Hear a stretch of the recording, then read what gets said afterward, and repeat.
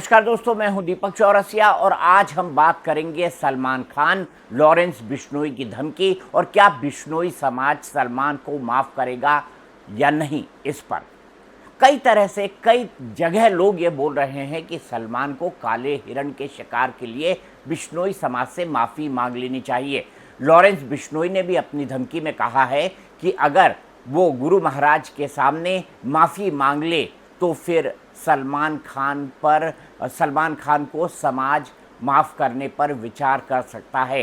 लेकिन ये तो बात एक आदमी की है जिसका नाम है लॉरेंस बिश्नोई, जो एक गैंगस्टर है। लेकिन बिश्नोई समाज इसके बारे में क्या सोचता है, इसके बारे में हम विस्तार से बताएंगे।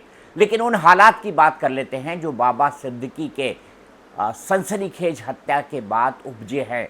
बाबा सिद्दीकी की सनसनीखेज हत्याकांड के बाद सलमान और उनका परिवार काफ़ी हद तक बेचैन है, या ये कहे डरा हुआ है तो गलत नहीं होगा।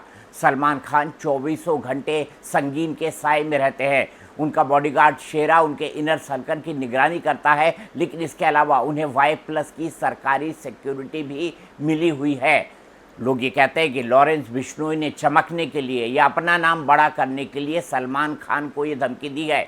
उन्होंने पुलिस की एक पेशी से आते वक्त कहा था कि सलमान के बारे में जो करेंगे वो आपको दिख जाएगा, जो हम करेंगे वो जोधपुर में ही करेंगे और सबके सामने करेंगे। ऐसी धमकी उसने पुलिस जीप में बैठे बैठे सलमान खान को दी थी। उसके बाद मीडिया के एक इंटरव्यू में भी कहा था कि सलमान से हमारा विरोध इसलिए है क्योंकि हम जीव हत्या के विरोधी हैं, काले हिरण की पूजा करते हैं। ये उसकी बातचीत का लब्बो-लुआब था और सलमान खान ने काले हिरण का शिकार करके अक्षम्य अपराध किया है। ये घटना 1990 के अंत की है, जब एक फिल्म हम साथ साथ है की शूटिंग करने के लिए सलमान पूरी यूनिट के साथ जोधपुर पहुंचे थे।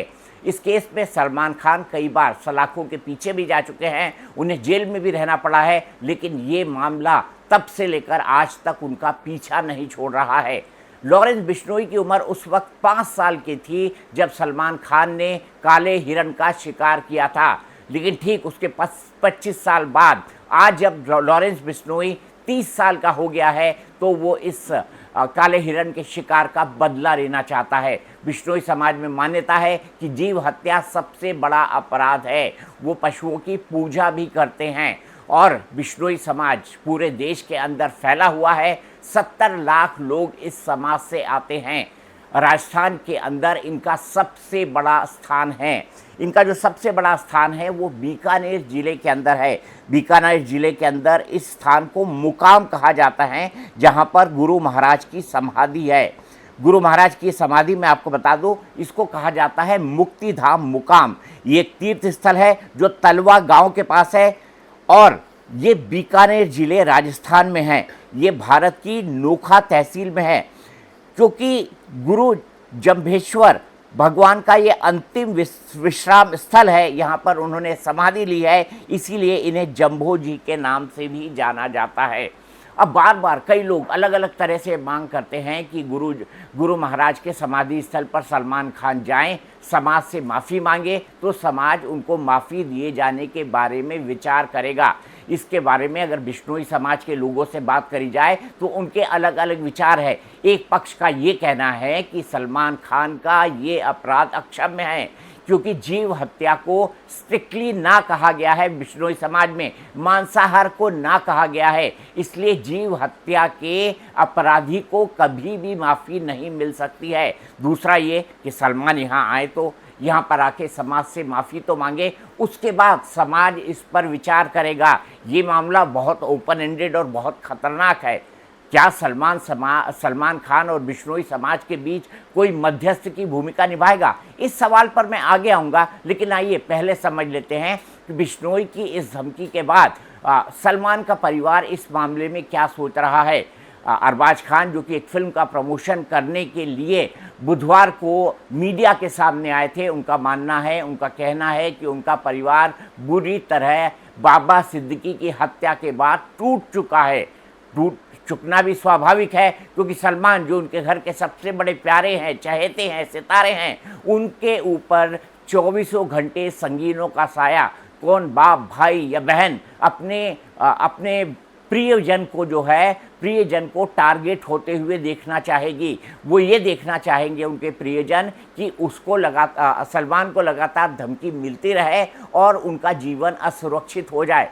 बाबा सिद्दीकी की जिस तरह से हत्या हुई है वो भी बहुत सनसनीखेज है। सलमान खान बांद्रा के गैलेक्सी अपार्टमेंट में रहते हैं और इसी के पास बांद्रा में ही बाबा सिद्दीकी की हत्या हुई है। ये और ज़्यादा खतरनाक ट्रेंड है, ये ट्रेंड चौंकाने वाला भी है। बाबा सिद्दीकी के पास भी अपनी सुरक्षा थी, उनकी गाड़ियां भी सलमान की तरह बुलेट प्रूफ थी, लेकिन कांच को तोड़ते हुए गोलियां न केवल बाबा सिद्दीकी को लगती है बल्कि ऑन द स्पॉट बहुत ज़्यादा खून बहने के कारण उनकी मृत्यु भी हो जाती है।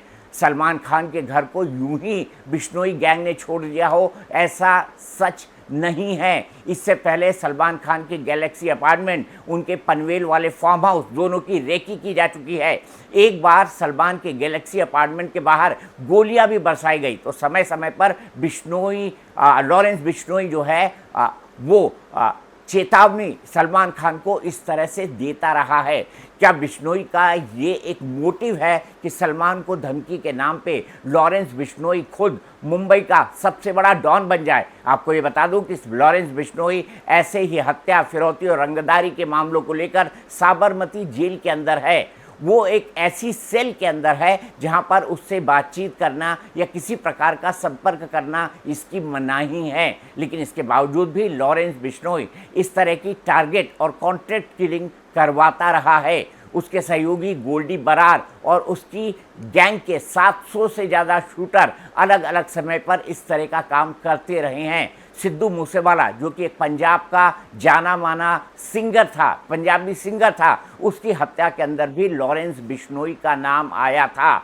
बाबा सिद्दीकी के बारे में भी मुंबई पुलिस की क्राइम ब्रांच साफ साफ ये कह चुकी है कि बाबा सिद्दीकी की हत्या कॉन्ट्रैक्ट किलिंग का परिणाम था और इसके लिए लगभग 5 लाख रुपए दिए गए थे। तो कई सारी बातें यहाँ पर स्वाभाविक ढंग से आ जाती हैं कि क्या लॉरेंस बिश्नोई के धमकी देने का सबसे बड़ा कारण ये है कि वो डी कंपनी की तरह अपना ही साम्राज्य यहाँ पर बढ़ाना चाहता है।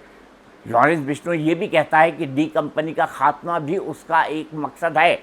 लॉरेंस ये क्यों कह रहा है, इसको लेकर अलग अलग तरह की थ्योरीज दी जाती हैं, लेकिन अभी जो सबसे पर्टिनेंट सवाल है वो ये कि बिश्नोई समाज लॉरेंस बिश्नोई के बारे में क्या सोचता है। मुकाम में जब मैंने देखा बिश्नोई समाज के लोगों को लॉरेंस के बारे में बात करते हुए, तो वो सिर्फ यही कहना चाहते हैं, ना उसका बड़ाई करते हैं ना उसका विरोध करते हैं, सिर्फ यही कहते हैं कि उसके ऊपर भारतीय कानून के हिसाब से केस चल रहे हैं, उन केस के ख़त्म होने का हमें इंतज़ार करना चाहिए। लेकिन सलमान खान के बारे में ये ज़रूर कहते हैं कि सलमान यहाँ पर आएँ, समाज के सामने माफ़ी मांगे, तब समाज इस बारे में विचार करेगा कि सलमान खान को माफ़ी दी जानी चाहिए या नहीं दी जानी चाहिए। ये मामला ओपन एंडेड है। अब सोचिए, सलमान चले जाएं मुकाम और गुरु महाराज के यहाँ जाकर माफ़ी भी मांग ले, लेकिन बिश्नोई समाज से कुछ लोग निकल कर ये कह दें कि हम सलमान को माफ़ नहीं करते, या ये माफ़ी तो कई सालों बाद हुई है, इसका क्या मतलब?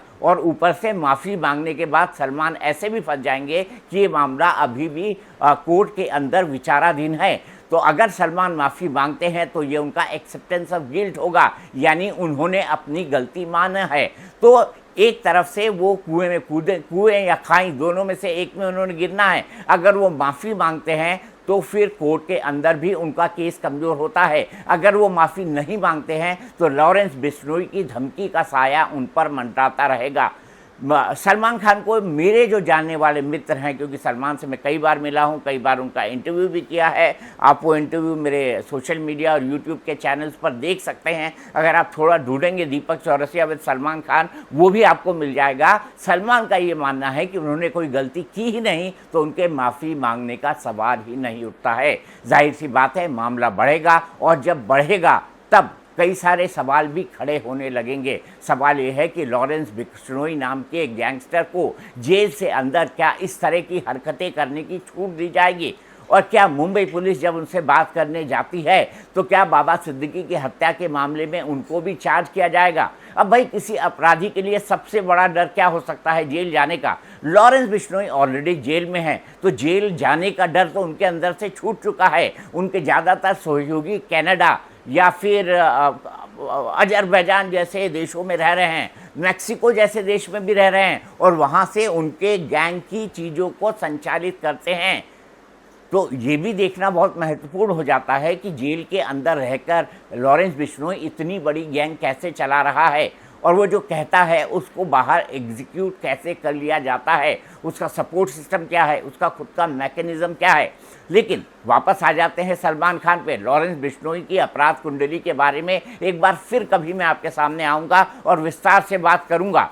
लेकिन आज का जो सबसे बड़ा मुद्दा है वो ये है कि सलमान माफ़ी भी मांग लेते हैं तो क्या बच जाएंगे, इसका साफ साफ कोई इंडिकेशन नहीं है। दो लोग हैं, एक हरनाथ सिंह यादव है जो भारतीय जनता पार्टी के मेंबर ऑफ पार्लियामेंट रहे हैं। हरनाथ सिंह यादव ने कहा है कि वो बिश्नोई समाज और सलमान के बीच मध्यस्थता कर सकते हैं। इसके अलावा बिग बॉस में हाल ही के दिनों में शामिल हुए